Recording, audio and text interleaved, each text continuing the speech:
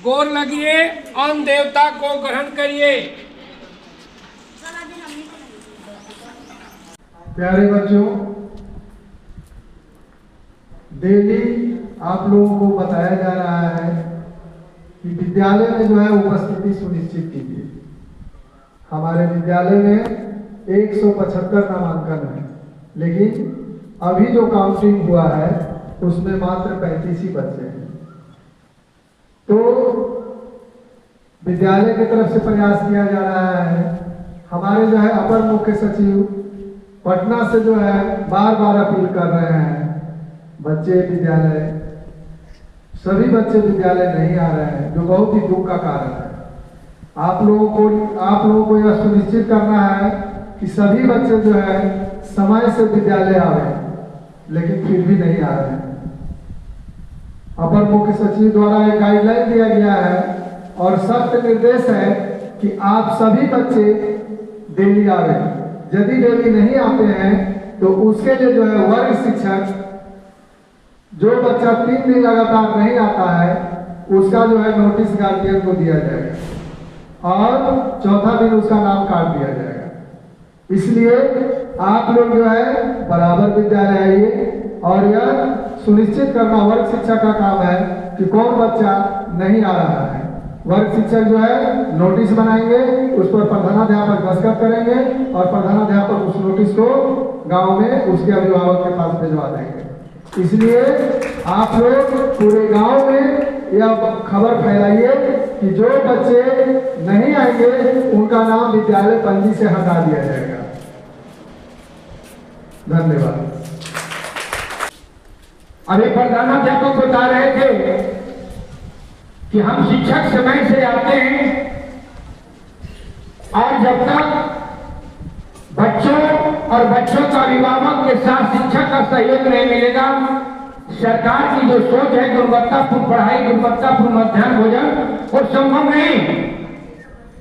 और आज का मैं एक प्रेरक प्रसंग सुना रहा हूं। अभी एक बच्चा जो है मुहावरे में बता रहा था कि खून पसीना एक करना। उस पर एक कहानी याद आ गया।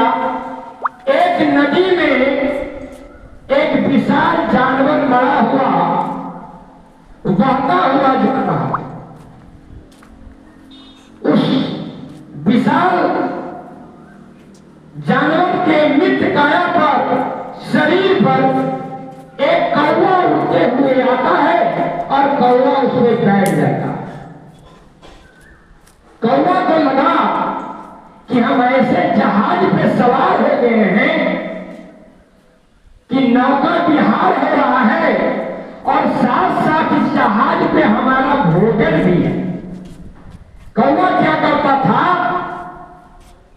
कोई जो जानवर का मृत शरीर था उसी से वो भोजन कर लेता था और बहते हुए नदी का मीठा जल भी पी लेता था। मृत शरीर बहते जा रहा था, कौवा अपना डेली का भोजन कर लेता था उसी पे और बहते हुए जा रहा। उसको बहुत आनंद आ रहा था। चारों तरफ जब दृश्य को देखता था तो कौवा लगता था कि हम गोवा का सफर कर रहे हैं। इसी बीच का होता कई दिन बीत गया। नदी का बहाव वहां पहुंचा समुद्र के मुहाने पर। जब समुद्र के मुहाने पर मृत जानवर का शरीर पहुंचा और समुद्र में जाकर मिल गया, तब कौवा को जब देखता है चारों तरफ, तब न कोई दिशा मालूम होता है, न जमीन दिखता है, न पेड़ दिखता है, न पौधा दिखता है। और इसी बीच का होता है कि धीरे धीरे जानवर का शरीर जो है वो भी अवशेष होते जा रहा है। अब हुआ क्या कि कौवा आखिर उस समुद्र में मर गया। तो कहने का मतलब है, इस कहानी का सारांश है कि आप अगर मेहनत का करते हैं तो बहुत दिनों तक आपके पास नहीं रहेगा।